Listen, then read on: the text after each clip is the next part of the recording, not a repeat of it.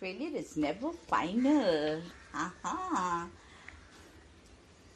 Dr. Skiller. Success is never ending. Failure is never final. Stage 2, renewal and recovery. Not that the wound is dry and the scar tissue has formed, recovery is underway, and you know you still have a lot to give. Not long ago, as I ran out of the energy to keep being capable, busy, get together, and confident, wrote columns. Deep depression of for her, the battle was rough, real, understandable, natural. Long, too long, there were trays of youthfully scrambled eggs brought to the bedside on tiptoe. The toast was heaped with real butter. There were no shoulds and ahs. The children were simply there. They brought true comfort, defined as to strength, to invigorate, to achieve. When my depression lingered too long for them, they had their way to tell me.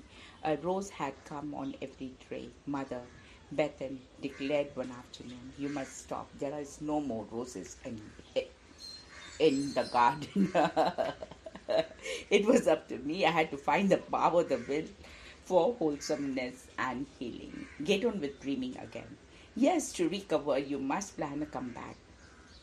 Find a new place to give yourself away. How about joining a Possibility Thinkers Club?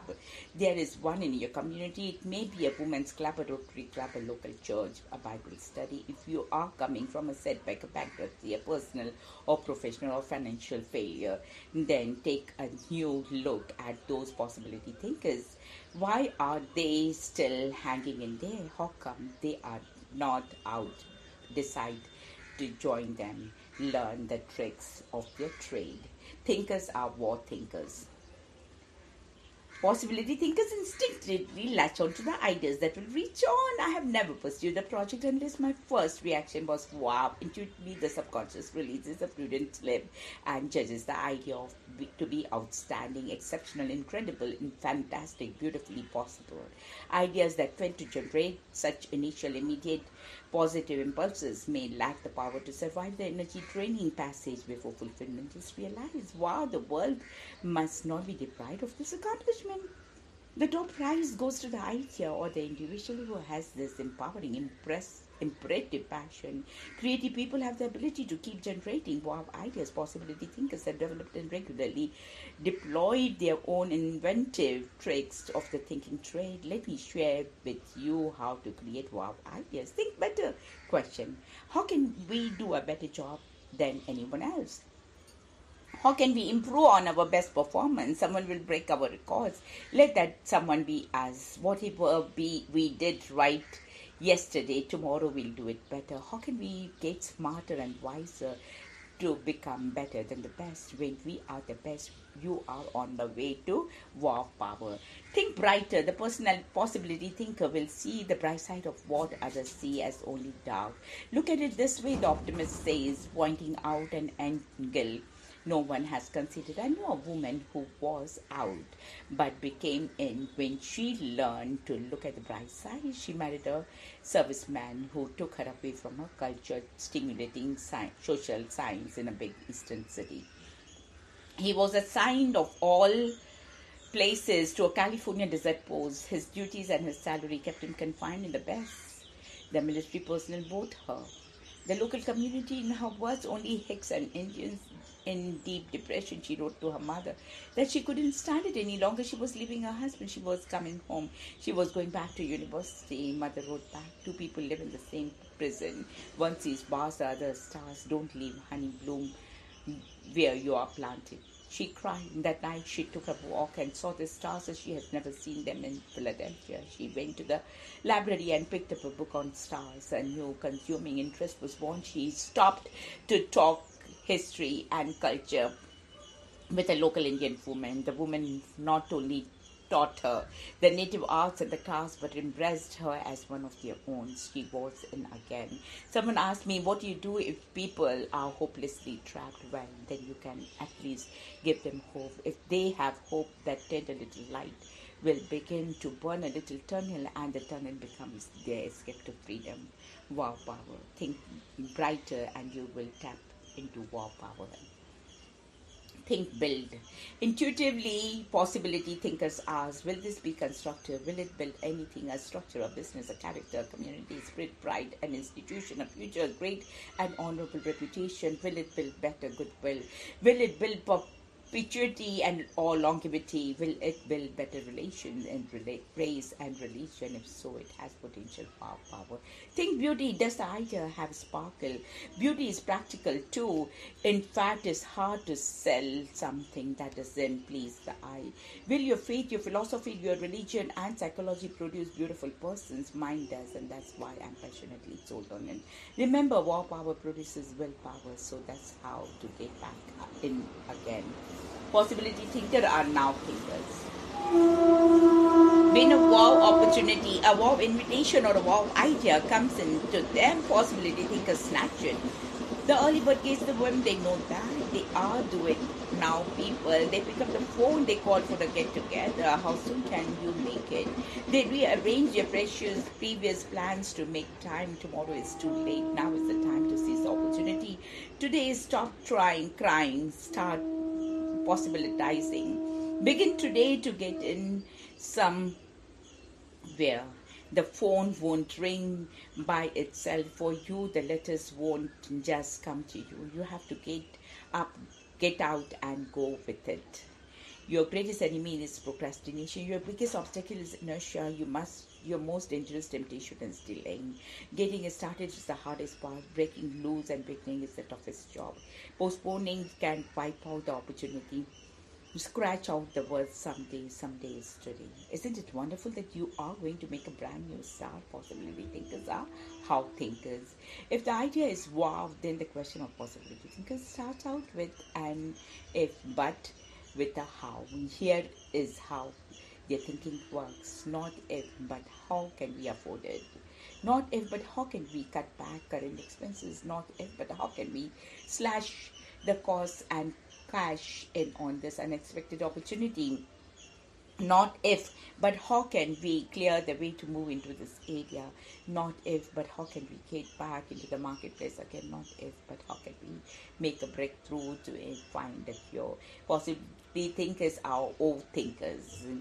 There is no gain without pain. Possibility thinkers remember that, so they expect pain. Everything that's nice has its price. That's how I know this. They anticipate anguish but turn their scars into stars. So they are not silly romantics. They're possibility thinkers. They are not childish polynomials. They are creative realists. Possibility thinkers are mountain climbers. No softies. Last year, wanted persons with a high tolerance for pressure and pain, reward, excitement, pride of achievement, fulfillment at life's end, applications now being accepted. Possibility thinkers are wow thinkers. Successful possibility thinkers are not afraid of commitment. However, they are not reckless in their resolve. They have asked the right questions. They have not neglected research. They have made a cause to have made studies, evaluate the possibilities. They are humble enough to pull back before the plunge if other reasonable, responsible risk takers wisely point out pitfalls that they had not noticed before, but they are poised and prepared to make the commitment. They know that dreams will never come true by dreaming. A possibility must move from the nesting phase through the testing phase and into the investing phase and reach the cresting phase. When God says go, the dreamer leaps. He holds nothing back. He gives his dream everything he has and more. Total commitment, nothing less will do. It's a commitment to a commencement. Let's get started. It's a commitment to continuity. Let's follow through. It's a commitment to concentration. He'll focus all his commitment is completion. He'll finish what he started with excellence. The possibility thinker is cautious, quiet, private, secret, love affair. With his exciting speculations, moves out of the closet. With the daring delight of a public decision, he marries the dream only when he decides. His vows before witnesses. With some people take him seriously and lend their support. Incredible breakthroughs happen once the dreamer comes and take the plunge. People start talking. He's going for it. He's just might make it. After all, he's no flake. I'll lay my bet he's going to pull it off. I'll bet he knows something we don't. So goes a positive gossip. Is it any wonder that the dreamer attracts the attention of smart people, successful people? So don't be surprised when you hear the hopeful people.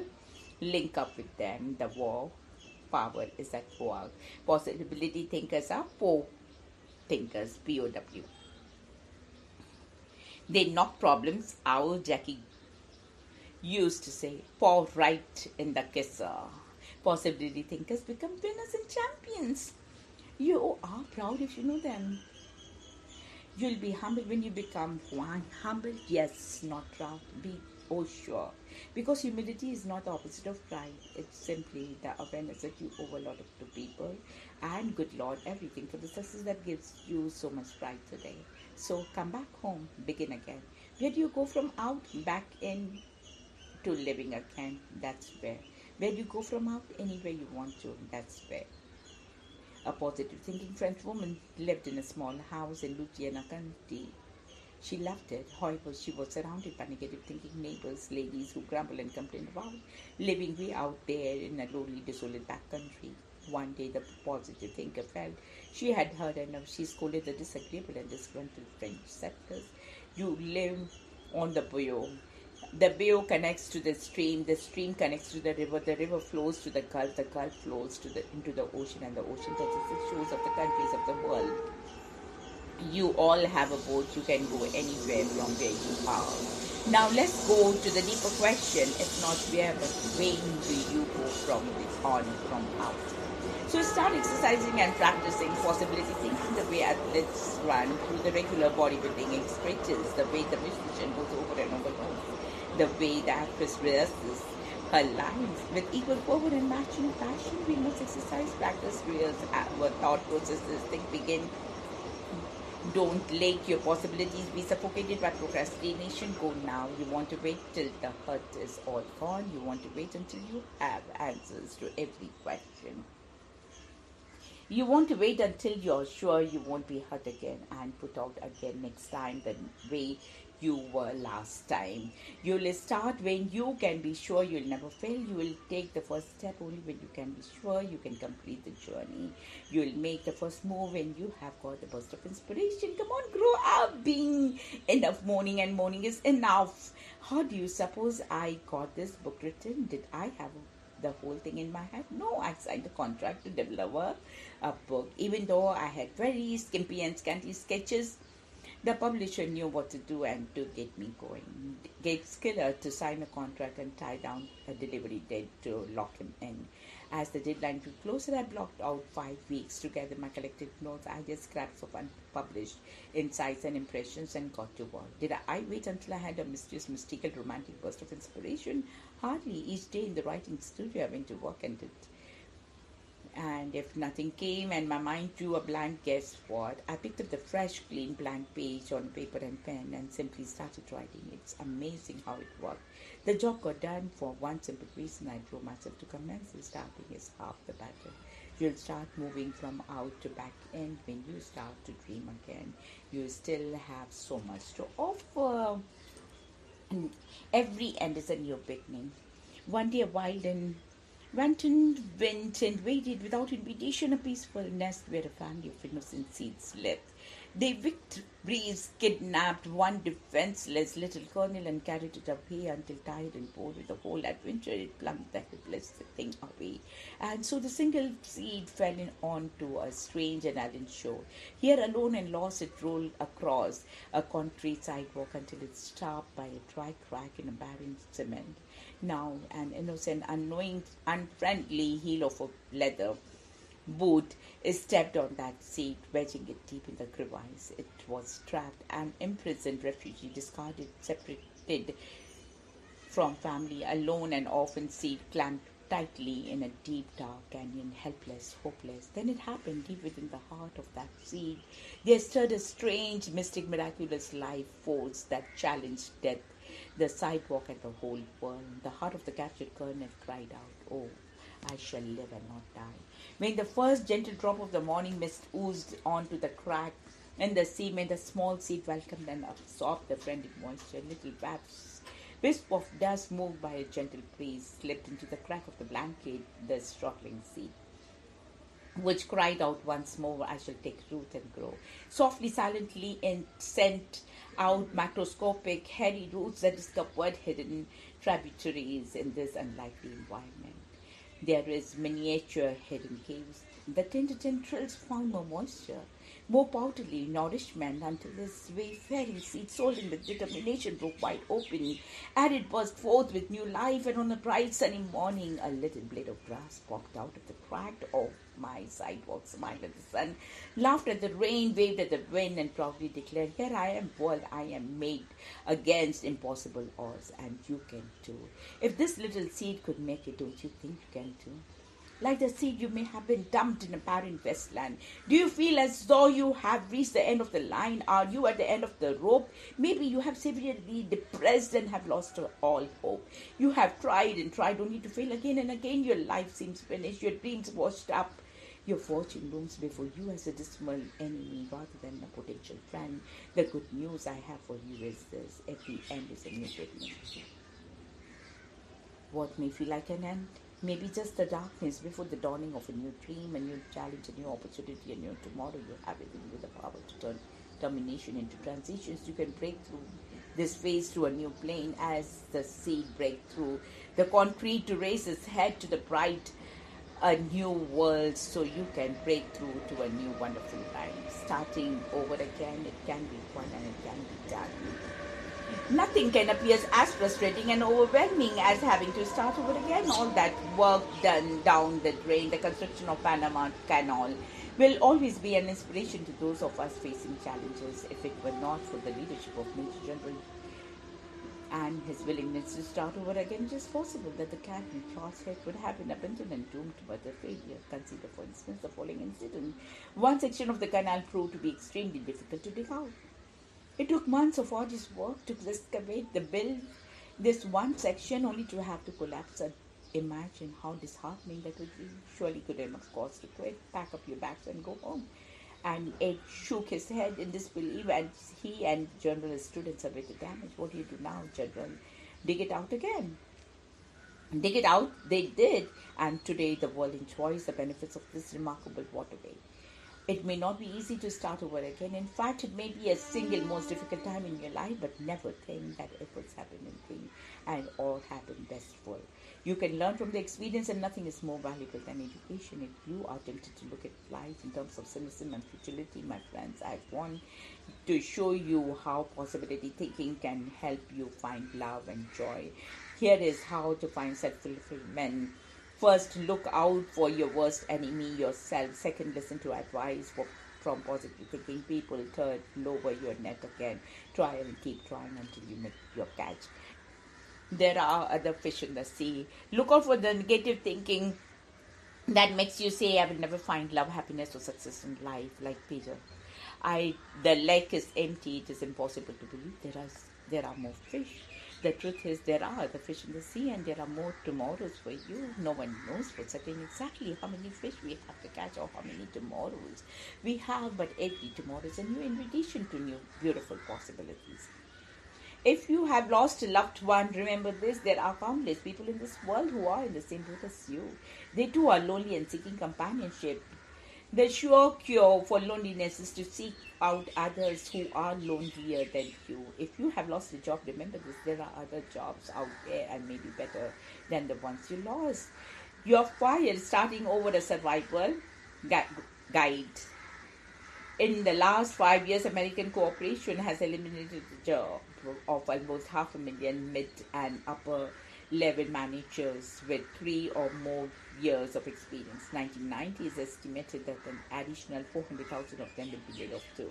The statistics appear at first glance frightening, threatening. However, the article continues. Yet in many instances, the pain gives way to happy endings. Statistics are inclusive, but the one available indicates that the laid off managers land jobs paying more than their former ones. They find more job satisfaction. Waheguru, Waheguru, Waheguru, Waheguru, Waheguru, Waheguru, Waheguru, Waheguru, Waheguru, Waheguru, Waheguru, Waheguru. Usually working for smaller businesses but with a greater role in decision making, and after starting over they seem to enjoy greater flexibility in balancing work with family life. The fact is that on the average at least 70% of all laid off professionals were able to find new jobs.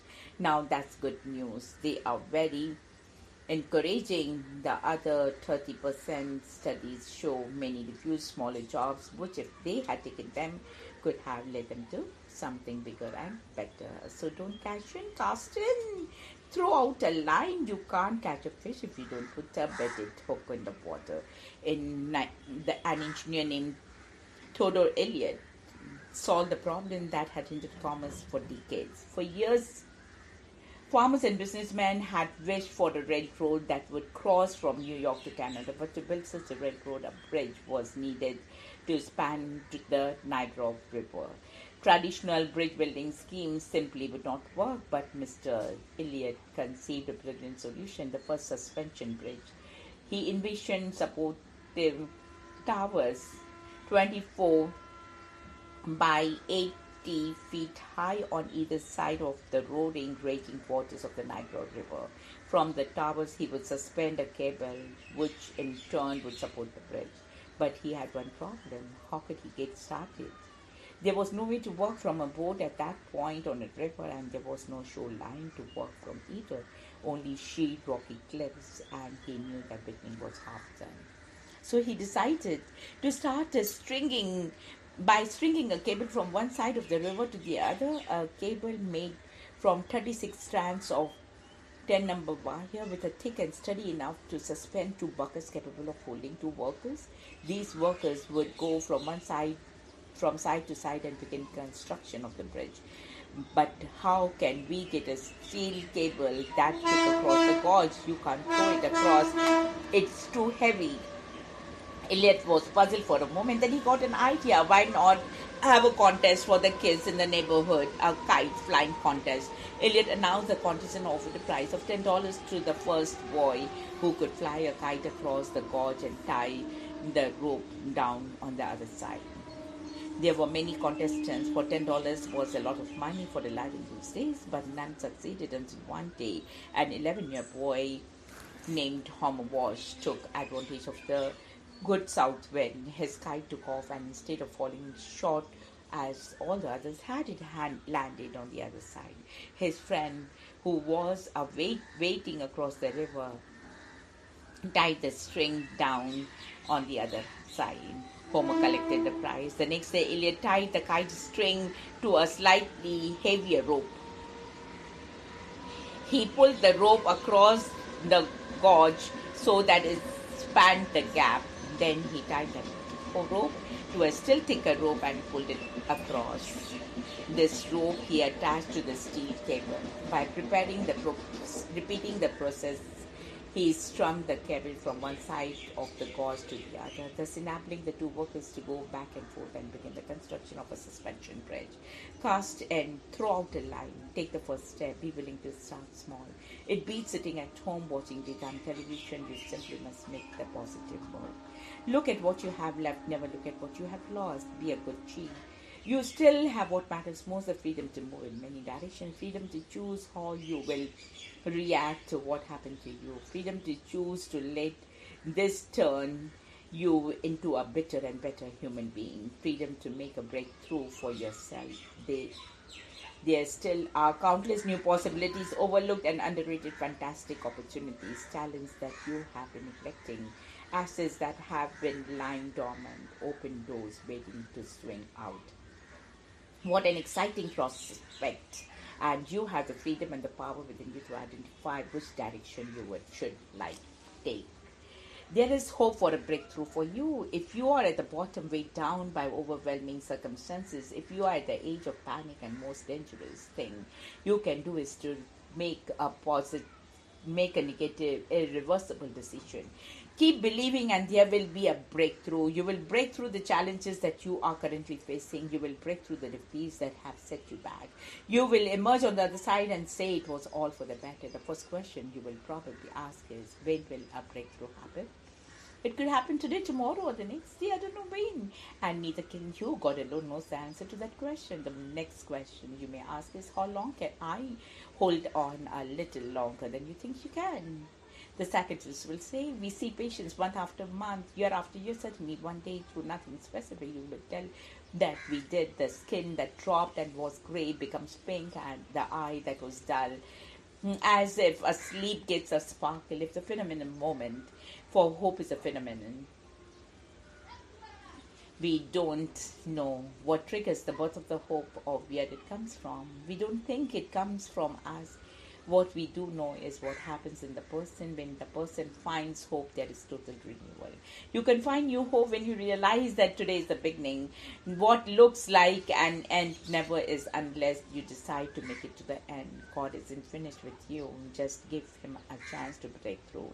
There is a breakthrough for you, but remember the breakthrough is up to you. It probably will not happen until you go beyond the limits you have accepted for your life.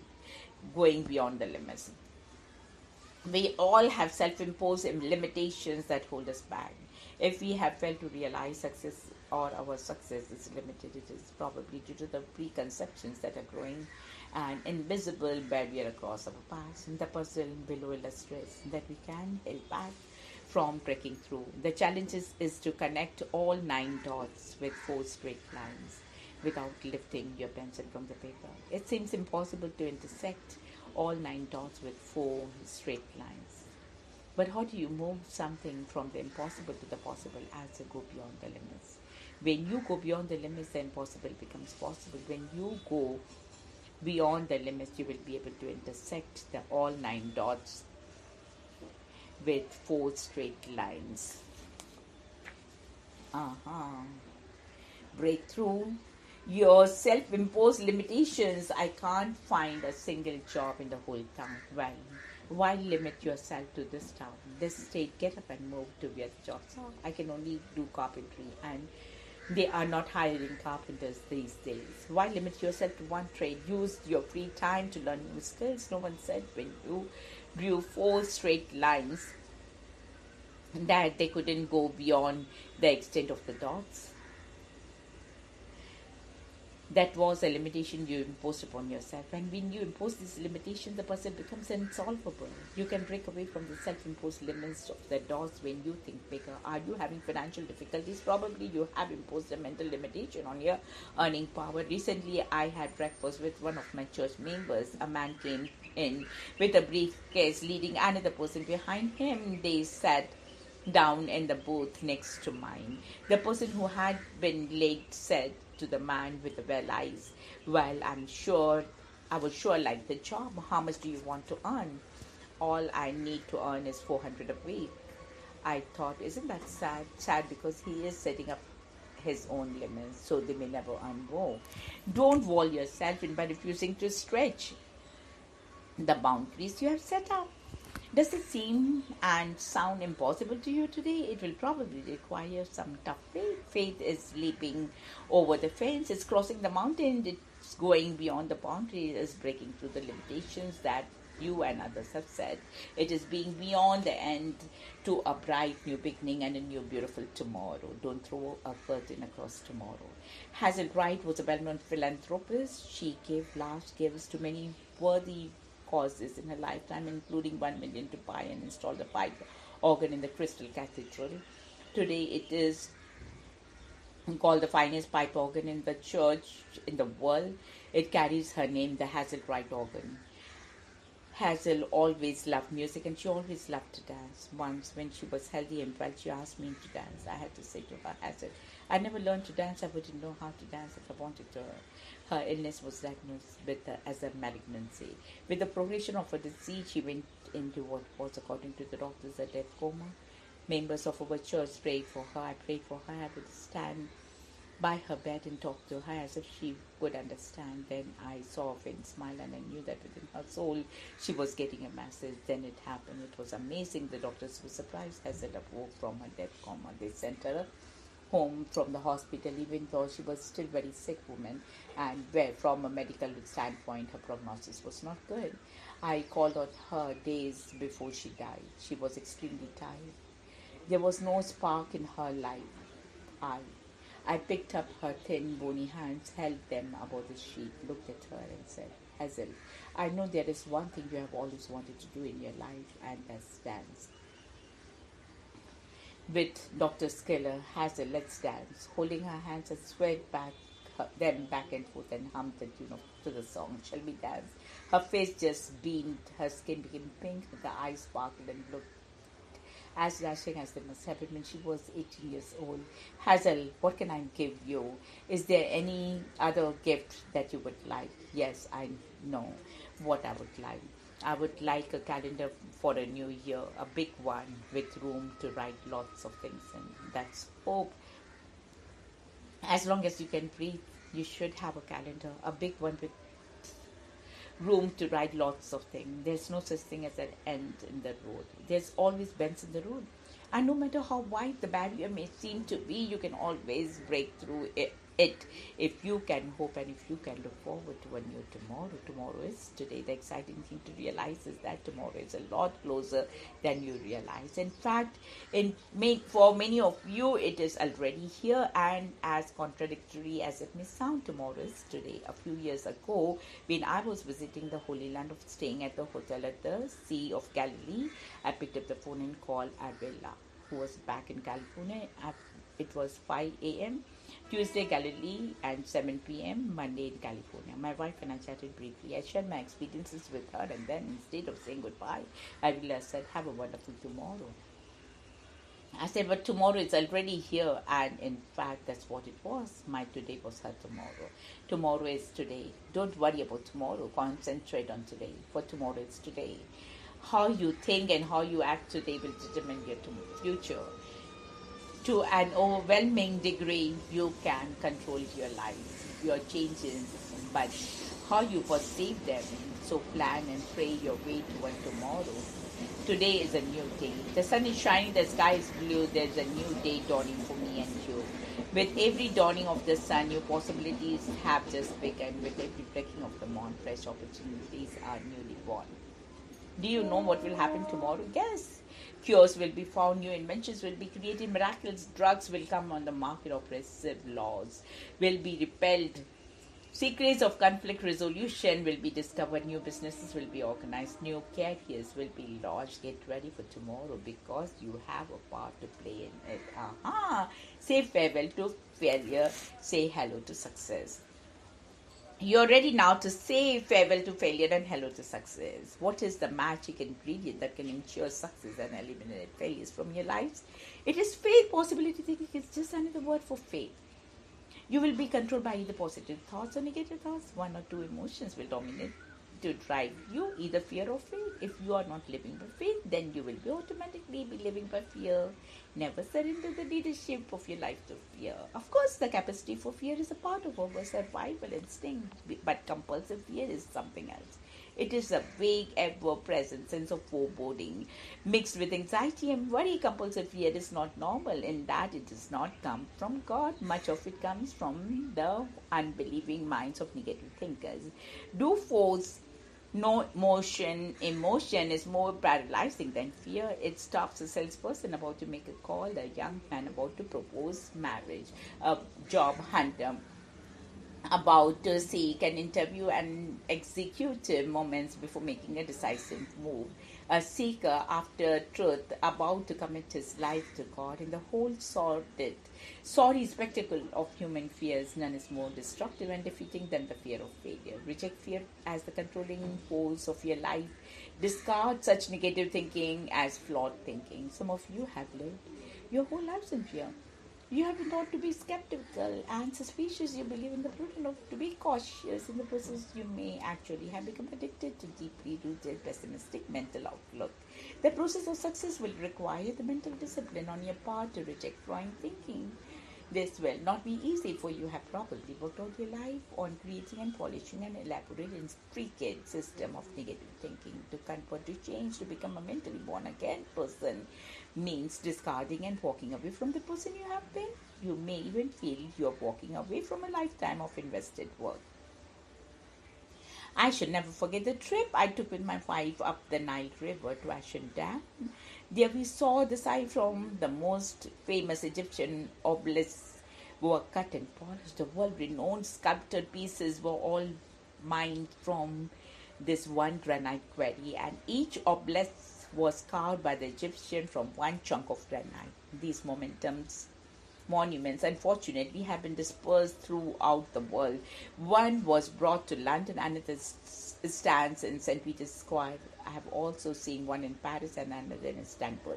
There are still a few left in Egypt, but the biggest one of all lies in a quarry. The Egyptians spent decades cutting it out, chiseling it, filing it, sanding it, but there it lies. It is 14 feet square at a base of 142 feet long. I walked all over it. It's just lying there. Why? Because just before they got ready to move it, the experts looked at it and they saw what no one else could see, flaws in the granite. And because of those flaws, they chose to abandon it. If you are living by fear, then see this as a flaw. For negative thinking is flawed thinking. It will not stand up. It will crack for sure. Walk away from negative thinking. Dare to live by faith. You may have lived your entire life with skepticism, cynicism, agonists, and pure secularism.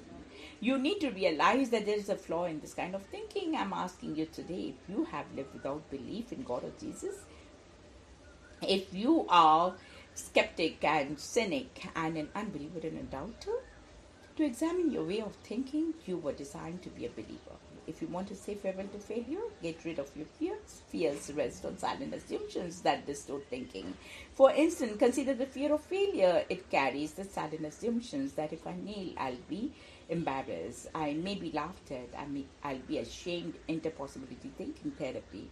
Why do you cringe and embarrassment? Will it kill you? Actually, you are assuming that if you are laughed at, you will lose your self-respect. You will no longer be able to love yourself and will lose your self-esteem.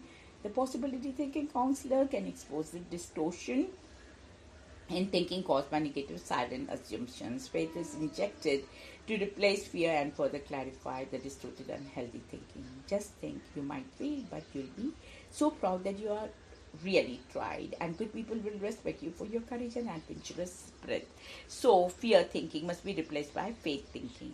You can help wipe out fear, producing fears from your life through possibility thinking or dynamic faith. Observe now how faith is the force that sets you free to succeed. Look at the following charts.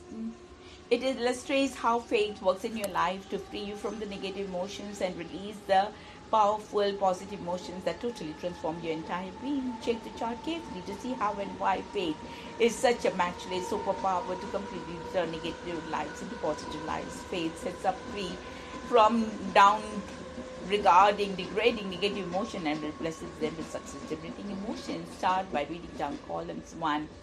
See how faith leads to dreaming, dreaming leads to desiring, desiring leads to praying, praying leads to beginning, beginning leads to declining, declining leads to a planning, planning leads to waiting, waiting leads to paying the price leads to managing problems, which leads to expecting success. The process spells faith in depth. Now, read down the second column. Faith produces force called purpose, which produces the force called passion, which produces a force called hope, which produces a force called commitment. Commitment produces a force called direction, which leads to a force called thinking through, which generates a force called patience. Patience produces a force called determination, which produces a force called control, which releases a force called enthusiasm. Now read down the third column. Yes, faith is dreaming, which releases a powerful purpose, which sets you free from the blahs. When you are free of blahs, you're free from boredom. When you're free from boredom, you're free from anxiety. When you're free from anxiety, then you are free from inertia. When you're free from inertia, you're free from indecision. When you are free from indecision, then you are free from confusion. When you're free from confusion, then you're free from impatience. When you're free from impatience, you're free from expediency. When you're free from expediency, then you're free from defeatism. When you're free from defeatism, then you're free from fear of failure. Faith frees you from negative emotions that hold on back because it replaces them with positive forces that propel you onward and upward. Read on the last column to see where faith leads. First, you get interested, then excited, then encouraged, involved, dedicated, organized, consistent, reliable, optimistic, successful. Now read each line across horizontally. See how faith is the force that sets you free to succeed. The next line illustrates the process of success. Dreaming to purpose, Purpose to bloss to interested. Dreams produces a force called purpose, which releases you from the failure producing blast and gets you interested. It's really succeeding. The next line illustrates the amazing process of success. Desiring to passion, passion to boredom, boredom to excited. Dreaming becomes desiring, which generates a force stronger than mere purpose. To passion, passion frees you from boredom, and instead of merely being interested, you're now genuinely excited. The next line illustrates the growing and developing process of success. Praying to hope, hope to anxiety, anxiety to encouraged. Desiring gives way to praying, which produces hope, which frees you from anxiety, which gives you real encouragement. See how your success is evolving? The process of success is working for you like a seed becoming a plant, becoming a bud, becoming a flower. Read the next line. Faith moves you from a praying stage to a beginning stage. Beginning to commitment, commitment to inertia, inertia to involve. Encourage you now get started. This releases a force called commitment. Commitment frees you from inertia. You're not involved. This sets you up for the next stage of success. Read the next line and you'll see the evolution clearly. Deciding to direction, direction to indecision, indecision to dedicated. Now faith becomes deciding. You have made a decision. This releases a force called direction, which frees you from indecision and leaves you solidly dedicated. Wow! Now look what happens. Planning to thinking through, to confusion to organized. Faith enters the planning stage and generates a force called thinking through, which helps you to sort it out and free your mind from confusion. Now you feel organized. Fantastic progress is being made in this process called success. Your faith now will be ready for the testing phase. Waiting to patience, patience to impatience to consistent. You will encounter difficulties. Your success may stumble and falter. So your faith now becomes a waiting game. A fantastic force called patience frees you from dangerous and potentially fatal impatience and leaves you with consistency or stability. Where does this road lead? Read the next horizontal line. Paying the price to determination, to expediency, to reliable. Paying the price, that's the force of the faith at this stage of the success process. Invest heavily and you release an incredible force called determination. Instantly, you're free from the temptation to take a cheap and swift exit called expediency upshot. You stick it out. You don't quit. You're reliable. Now your faith is expressed in managing problems rather than in running from them. Managing problems, control, defeatism, optimistic. Managing problems generates a powerful force called control, which frees you from being defeated by your difficulties so that you can emerge optimistic. You are ready for the last slide. Expecting success to enthusiasm, to failure, to successful. Faith now is a matter of expecting success. This produces the ultimate force called enthusiasm. You are not set from failure and you will emerge successful. Now you can see how faith is a force that sets you free. Now you can see that the process of success is a living out from one level to another and another of a positive faith. Wow, now come alive with hope. I made 2 trips to Minneapolis, Minnesota to be with my friend Hubert Humphrey after he became ill with cancer. Hubert had been told that he had only a few months to live and his family was invited me to come and try to help motivate him to make one last trip back to Washington. All his life he had been a fighter, but for the first time he was defeated. Hope had left him. Despair had moved in. Hubert, how did you manage to come back after your defeats? He had experienced his share, most notably his defeat by Richard Nixon for president. Get my little notebook, Muriel, Hubert called to his wife. She handed him a small black book. It was stuffed with clippings from hung out like ladies' slits before their skirts. Heavy rubber bands were wrapped around the middle of the bulging bottom. Carefully, with his thin and weak hands, Hubert removed the rubber band and began to share his inspiring notes collected in his lifetime. Uplifting ideas, positive aphorisms, inspiring quotations. Oh, there's the Bible verse you sent me, Bob, when I was in New York. My staff brought in the 6-inch file of telegrams. Yours was on the top, about President Carter, no less. Here it is. Dear Hubert, hang in there. Never give up till God calls you. For I know the thoughts that I think towards you, says the Lord. Thoughts of peace and not of evil, to give you a future and a hope. That's great. That's a tremendous Bible verse, Bob. Now I saw hope rise. He came alive again, and before I knew it, he said, Murrell, I think we ought to go back to Washington once more. The next day, President Jimmy Carter in Air Force One stopped at Minneapolis and took Herbert Humphrey back to Washington to the greatest day of honor and glory ever heaped on a living American. So Hubert's success was unending and his failure was never final. A few months later, Hubert slipped away quietly.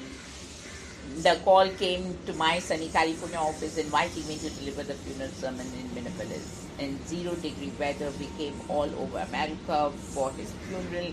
Billy Graham, Jesse Jackson, President Jimmy Carter, the leading senators from both sides of the political fence, Hollywood celebrities, all three networks were standing by to air the service live to tens of millions around America. Now it was time for my message. It was for me then and remained today my greatest honor.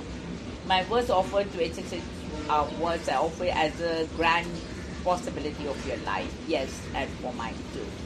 He comes to the end of his life with pride behind him, love around him, and hope ahead of him. Hubert Humphrey finally lost the battle to cancer. He kept on hoping to the end, but it was a false hope. Really, the truth is, each day he lived in hope was an alive day. Possibility thinking has been faulted by more than one cynic or critic for generating false hope. Wait a minute, hope, whether it is fulfilled or not, is never a vain and false promise. It is immediately, instantaneously divorce of hopeful first, and with rescue from despair, all we can be sure of is the present moment. So hope is its own immediate reward. Morbid depression is replaced with a bright and cheerful outlook. Yesterday is past, tomorrow may never come. If I can take today and put sunshine and sparkle into it, have I not blessed a life? No hope is ever false if it rescues a discouraged heart from despair for one uplifting one. But when Hubert Humphrey died, his success finally ended, didn't it? I think not. But your answer depends on whether you have a positive or negative perspective in life and death. Did he die, or is it more accurate to say he was born again into eternal life? Does the unborn infant die when it leaves the womb? Tell the about to be born child that he is going to enter a world of color, sound, and people. If the unborn infant could communicate, it would ask questions you and I could never answer. What are colors? What is sound? What are people? We could only send this message: have faith, you'll die to one world but be born in another. So people stand on the shore waving goodbye to those on the departing ship, while others on another shore have a welcome. Here she comes. So I offer the most challenging idea, the ultimate possibility, the invitation to become a super possibility thinker and follow the person who, in my opinion, is the greatest possibility thinker who ever lived, Jesus Christ. He said it. If you have faith as a mustard seed, you will say to the mountain, move, and nothing will be impossible to you. He taught that we could be saved from death to eternal life. He taught that success has no ending, that he would be there to forgive us of sins and welcome us into the eternal company. Forgiveness, that's throwing out failure once and for all. That's heaven. Real salvation is a real possibility. For years, authentic, emotionally healthy Christians have expressed natural enthusiasm and brilliant joy. They spend a great deal of time, energy, and loving giving of themselves. When asked why, they would probably be quick to quote, "For God so loved the world that he gave his only begotten Son, that whoever believes in him should not perish, but have everlasting life." They speak of being saved, of being born again, of the salvation of their souls. What does that mean? To be saved? Well, Whether you realize it or not, God has probably saved you from physical tragedies. You will never know what you have been spared by the grace of God. Occasionally, we are able to catch a glimpses of what we have been saved from.